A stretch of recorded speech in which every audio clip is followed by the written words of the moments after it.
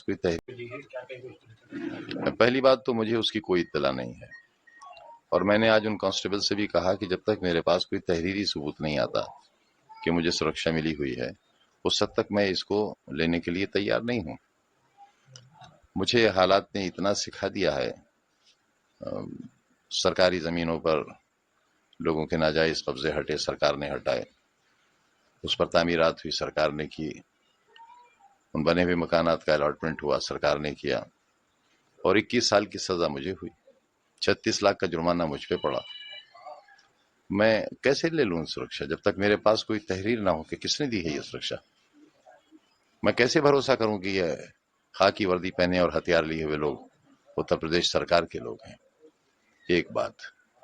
दूसरी बात ये कि मेरे माली हालात इस वक्त ऐसे नहीं हैं कि मैं सिक्योरिटी के लिए कोई सवारी मुहैया करा सकूं।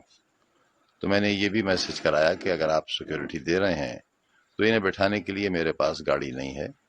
वाई सिक्योरिटी में ये प्रोविजन है कि आप गाड़ी, तेल, ड्राइवर वो सब मुहैया कराएंगे, जो मुझे अभी तक नहीं कराया गया है। और जब तक वो नहीं होता और जब तक तहरीरी तौर पर सरकार मुझे ये न बताए कि मुझे सुरक्षा मिली है, किस श्रेणी में मिली है, और ये बात इसलिए कह रहा हूं कि आज ही एक हिंदी के बड़े अखबार में ये खबर शाया हुई है कि सरकार में इस बात पर विचार हो रहा है कि जब मुझे वाई श्रेणी की सुरक्षा मिली थी तब मैं सजा याफ्ता नहीं था।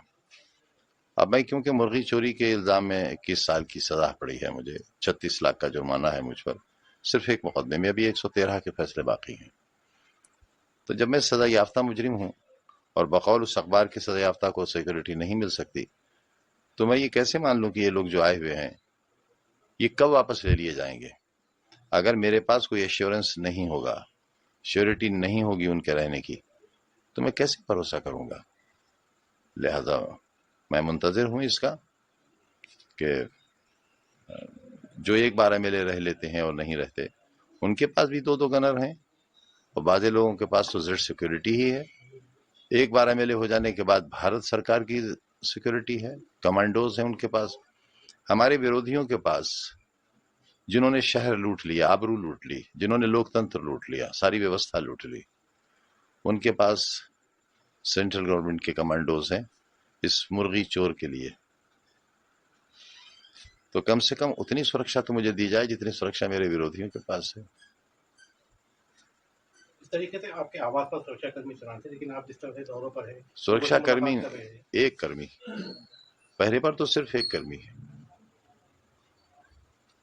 और दौरों पर तो हिम्मत ही नहीं है जाने की। बार बार दिल्ली जाता हूं चेकअप के लिए, फिर जाना है मुझे, अकेले जाता हूं, अकेले आता हूं,